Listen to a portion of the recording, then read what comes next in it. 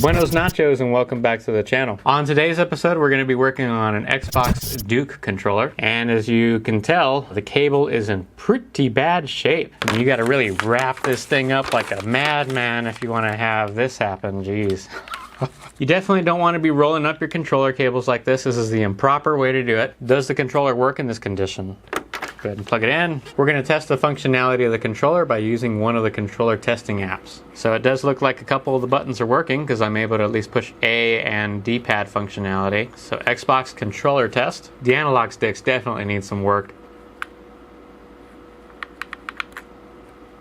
I wasn't even touching the right analog stick and it's just going nuts. I would probably say the membrane button sensitivity pads need to be swapped out on at least the face buttons. The triggers seem fine. Up, down, left, and right seem fine.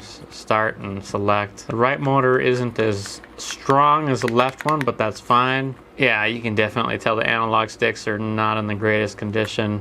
Yeah, look at that. The jitteriness. We're going to need to replace the analog sticks, the front face button pads, and the cord. So without further ado, let's begin. Alright, so the first thing we're going to do is open up this Duke controller. I'm kind of scared to do so just because the plastic on these is not as good as the S controller, aka the smaller hand controller. Alright, so we're going to use our fancy screw set right here. This thing has everything we need, and I believe in the previous video we're using like a PH3 or something, so that's probably going to be this guy right here. Let's go ahead and make sure. Yep. And I don't think they're hiding any screws under these labels this time. And if you're interested, you can purchase our screwdriver set at our website, which is in the description down below. Alright, so we have a total of 6 screws, plus the one in the center, so that is 7. Let's see if I magically discover an 8th screw somehow. It's got some good magnetism here. I don't like all these sounds I'm hearing though. Getting a bit concerned. And of course this one is a little too deep, so what are we going to do? We've swapped over to the 2.0 size just because this screw in the center is a little bit deeper than what the PH3 can handle. And we're switching back.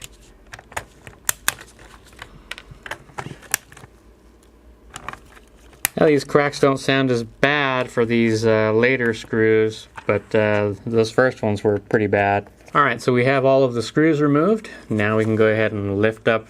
And of course you can take it apart just like that right there. And here are our button membrane pieces. So they actually don't look like they're torn or in bad condition. It's probably just because of the fact that they're dirty. I'm going to take that off. So let's go ahead and first gather our replacement parts before we go any further. Looks like we don't have D-pad replacement membranes for the Duke. We only have it for the S-Series controller. Thankfully, this does not look to be in poor condition, and I don't remember it having any problems during our tests, so we're fine there. We do have our replacement cable right here, brand new in the bag, and it does come with everything we need. Once again, though, it is not original green color, which I don't know why that can't be done. We have our replacement analog sticks right here. So first thing we'll do is we're going to go ahead and take off the analog stick thumbs, and we're going to they are in a certain orientation. You'll notice that the rounded one is on the right hand side, and the concave or curved in dimple one, that one is on the left hand side. So we're just going to set those aside, and the start select button membrane. Alright, so we do have a couple more screws to remove. It looks like we have, I'm not sure on the memory card port screws, so we'll see here in a moment if we need to remove those. And just set aside your screws, that way you know which one kind of goes where. And obviously these are a different color than the ones for the outside, so I don't think you have a problem remembering where those go. Let's see. You do not need to remove the memory card screws, so then you technically only need to remove 4. And you will need to detach the motor cables. They just pull right out. You could probably put some tweezers in here and then press them in while pulling, but that's a little too much work for me. I suppose you could use some tools like this right here, and that'll allow you to, yeah, there you go. Yeah, that makes it easier. And so now we can flip this over and see what the damage is on this cable. So this is what we're looking at here. It's very similar to the Xbox S controller we were working on previously, which you can look at our previous video if you'd like. And I'm supposed to say that there's some kind of a link over here, but I don't remember where it's going to be. So first things first, let's go ahead and get this old controller out of here. And so you will need to do this. So this right here is being held in by this little piece, and it slides right on top like that into this groove. So right there like that. So it's like this, and it pulls down like that. Just remember that that cable slides into the groove. We're going to start soldering, and I'm going to be using our Hakko FX 951 soldering iron. And the soldering iron tip that will be used in today's episode is T15D24. It's currently set to 350 C for the temperature, though I may raise that in a minute, depending on the severity of our soldering woes. Let's go ahead and get this in a better area. Is this going to come out easily? Let's find out. Ah, it looks like it will. So let's go ahead and use some desoldering wick, though you probably could get away with just flooding it with solder if you don't have desoldering wick. Almost need a third hand for this. So let's go ahead and flood it with solder, see what happens. Maybe I can pull it through and then just clean up the holes afterwards. But before you pull it through, note that orientation of the cables. Your landmark can be the TP26 and C113 for the orientation of this red wire, and then remember the black wire is at the bottom. My mistake. Oh man, I actually started soldering in the wrong area. I just noticed that I was soldering the memory card port. Ooh. Well, I'll have to use desoldering wick to clean that up, but you won't make that mistake. This is what happens when you don't have enough coffee. Alright, looks like we're back up to where we should be for that memory card port. And now we need to remove this solder right here for the controller cord. So let's go ahead and flood that with some solder, and we're going to try and do what I mentioned previously, which is we'll try and pull it all through so you can see if you can do this without using desoldering wick.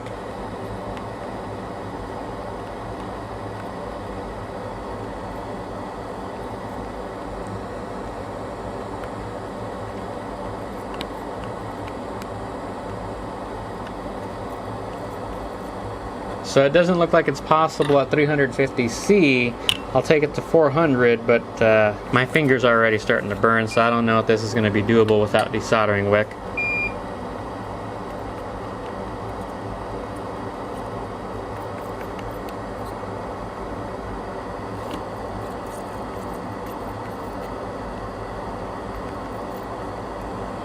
We're going to have to use desoldering wick. I tried.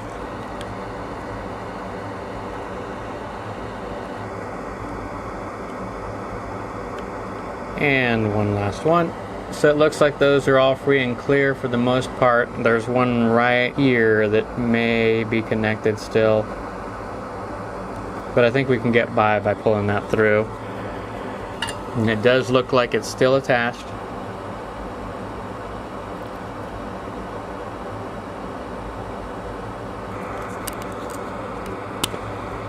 You just wiggle it out and it'll come right out just like that. And then now we can put it in.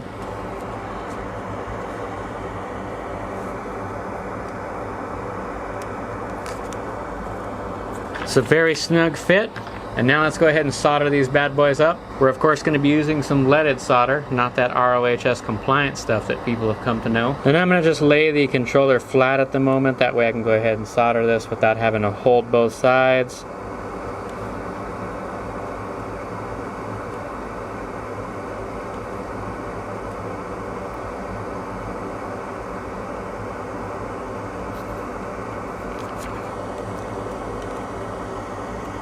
Now that is too much solder. I'm going to add just a tiny bit of flux, even though our solder already has flux in it. And I'll make one pass on these joints. Alright, and those are looking pretty good. Right now we do have quite a bit of flux on the board, so I'm going to use some flux off or flux remover. This is my choice right here. It's MG Chemicals 4140A flux remover. And I do like this stuff because it really picks up the flux and it's not smearing it all the way around the area that you're working in. Of course, the Q-tip can't get in that crevice there. Let's go ahead and take care of the memory card port that we were messing with earlier. Probably going to want to dip a brush in here perhaps. Oh yeah, that's taking care of it. So that's one problem taken care of. The next problem, the analog sticks. So we're going to need to desolder those, and that's not going to be fun because one of them is behind a trigger. And I think we might actually have to potentially even desolder it to get in there. So yes, we indeed are going to need to desolder this side right here. We're going to need to desolder this side. And for this, I'm confident I can just add some leaded solder and it should pull right through. We're going to find out right now. And it's looking like it's going to happen. I just need to be careful,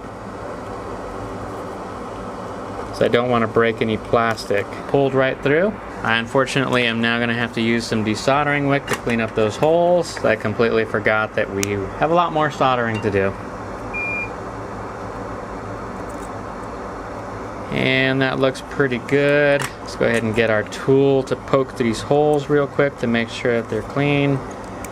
That looks alright. Okay, so I'm going to discard this old cable because it's taking up a lot of room.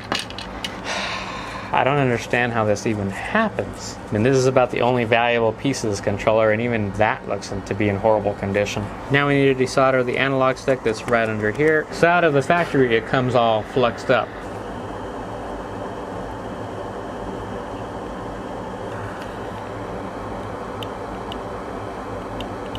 Microsoft definitely simplified the design on the S-series controllers, so it definitely seems like there's a lot more work involved in repairs for this particular controller. Alright, so let's go ahead and start desoldering the analog stick. And I'm going to just use some good old-fashioned desoldering wick.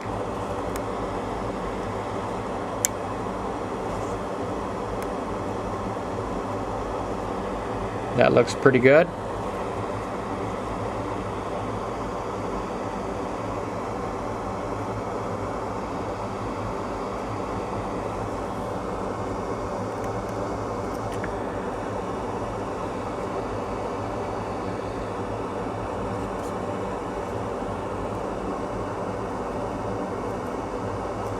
I think there's some solder on the other side. There we go.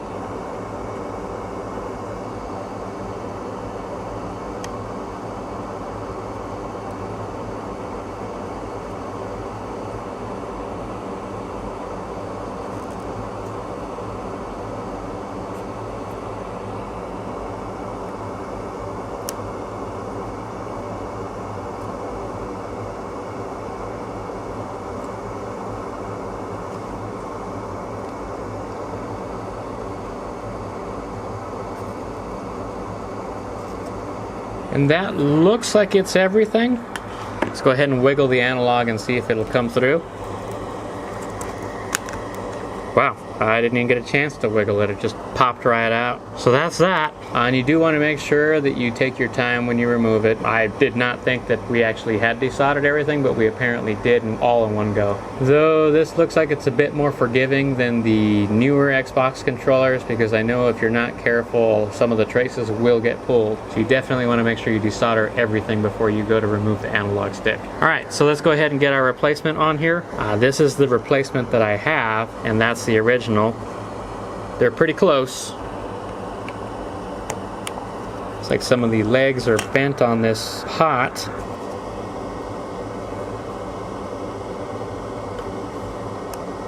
Now to go ahead and add some solder to this, I'd probably just add it to your soldering tip first.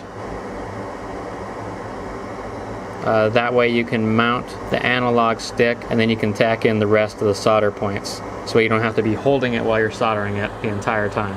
Alright, so let's go ahead and resume our soldering here.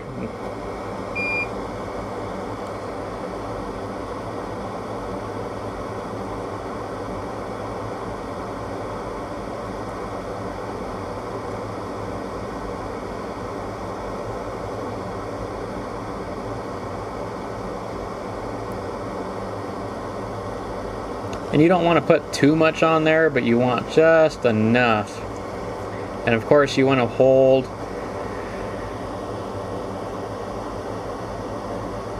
You want to be on each one of these joints for between 5 to 10 seconds. The general rule is 10 seconds, but when you're working on delicate PCBs like this, I tend to not sit on the joints for too long because I don't want to have any popcorning of the board.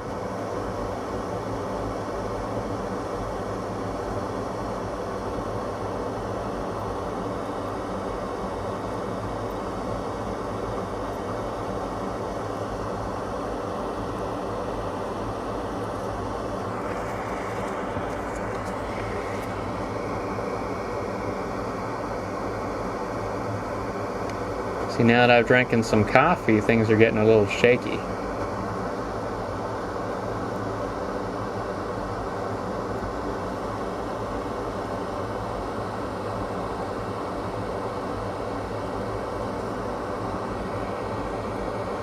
Well, that all looks satisfactory to me. I'm not going to bore you with the second analog stick replacement, so we'll just skip ahead. Alright, so we finished installing our second analog stick, which I guess in this case it would have been the right analog stick. Next thing to do is to clean up this flux, because we're not going to get another chance to do so, and then we will reattach the trigger that goes on top of this analog stick. Once again, we're going to use our flux remover, and I think this time I'm going to go ahead and just dip the brush in there and kind of give this kind of like a good coat. That way it's easier to remove. Oh yeah, that's real nice. Probably a little too much cleaning, but I don't care. Let's go ahead and get our Q-tip here and just soak up all of the flux that's been removed and dislodged from all of these solder joints. Oh, looks like I missed a full solder joint soldering right there, so let's go ahead and take care of that while we're here. This stuff is flammable, so you'll definitely want to give it a minute or two before you start soldering things up. Yeah, it's looking pretty good. Let's go ahead and clean up this other side, even though I technically could probably leave it as is because Microsoft did so. Because clearly if Microsoft does it, it's okay. And we'll use our Q-tip to gather up all of the spent flux and removed dislodged flux from this area. And I do see a couple of shards of solder, so we'll go ahead and try and dislodge those and get those away. We don't want anything to be shorting out. And how are the solder joints looking? It's about as good as it's going to get for now. I know we're not done with our flux remover, but I'm going to put the cap on because I don't want it to spill everywhere and cause the building to burst into flames. So let's put this trigger back on, and it goes on right here. There's probably a way on doing this. You'll want to put this side in first. So you'll go in at an angle like this and make sure you are aligned. And I don't know how well you'll see that. You'll want to be aligned with the pot legs right there. So those three. And then you just press down and it goes right in. And it'll click in. And then we will want to solder these three.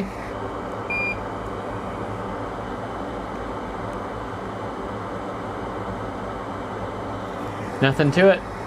Once again, flux remover. It says not to put it next to anything flammable, but I am putting it next to the soldering iron.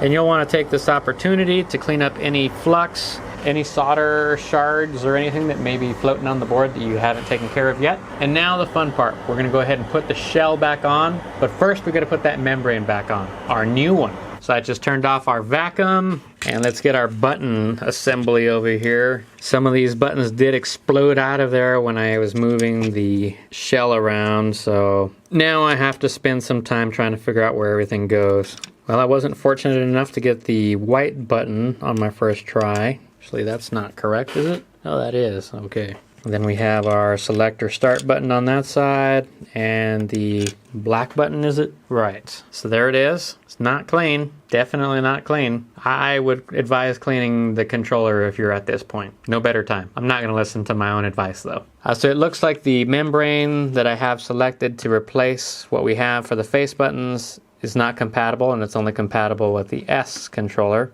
And we'll go ahead and get our D-pad module plugged in. And you'll find that a lot of these buttons only go in one way. Microsoft has done a great job in making it to where they slide in a certain way. So we have our bottom shell here, but we do need to put the cable back into this. So the cable, if I'm not mistaken, was like this. And I believe it slid over this. So once you have the cable inside of this plastic piece, you're going to want to have the long part of this cord facing down. And then you'll put your memory card port first. So this is how your memory card port is supposed to look once you've put the cable in correctly. Now what you're going to want to do is you're going to want to slide the PCB into the memory card slot right here. So it just slides in just like that. And once again, you just make sure your cable is properly seated right here and this thing is clipped in. Then it goes straight down right in there like that, and of course you'll have your triggers, and there you go.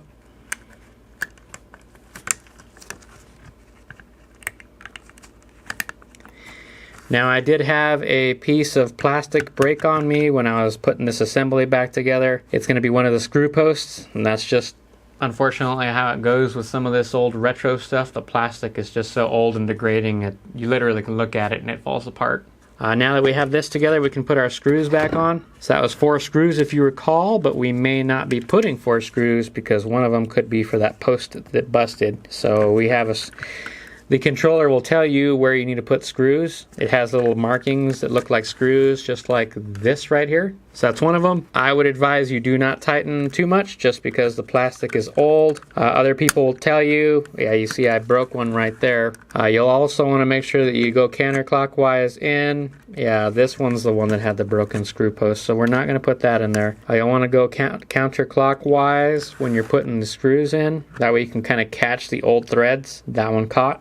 And we're just tightening nice and slow. Everything sounds good and everything is connected. The next thing to do is to put our analog covers on, or nubs, whatever you want to call them, and they just press right in like that, and you'll join the shells together just like this, and there you go. Now we'll go ahead and put our screws in.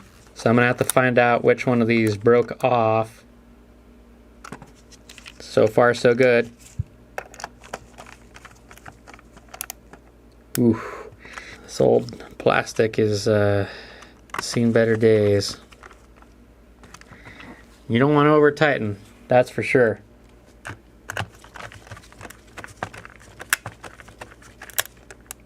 Oh, man, this whole controller sounds scary. Alright, we're going to finish up with the last 2 screws and then we'll see you back at the Xbox. Alright, we just finished assembling the controller, so now we're going to go ahead and plug it in and see what happens. Controller is working fine. It is not super cracked and I'm able to kind of be a little rough with it. The momentous of truth. Let's see how this goes. So the right stick looks like it's doing some weird stuff, but we'll see how that really is. I have had a couple of controllers do that in the past. Yeah, it's got like this jitter of sorts. And take a look at our analog sticks. It's within the dead zone now, because if you remember, the right one was doing some really weird stuff. Oh yeah, that's a whole lot better. Look at that. We can go all the way around the entire box. On an original controller, you can usually only go around, like you wouldn't be able to do these edges right here at all, but with this, you can. And the same thing over here with the left analog stick. Looks like we've successfully completed the repair on this original Xbox Duke controller. If you found this video helpful or useful, please remember to leave us a like and subscribe. And thanks for watching. Until next time. So after your long gaming session, you'll want to go ahead and wrap up your controller properly. So what I'll do is I'll take both ends, just like that. I'll bring it back all the way like this. Bring the long end right back to the controller. Do it one more time, and that's pretty much like this. And you're just going to put it through the hole, and that's it. I've been told by gaming shops, and a couple of old hats have told me that's how they also wrap their cords, you know, for like their power tools and whatnot. So at the end, your controller is going to look like this, and that's how I wrap my controller cords.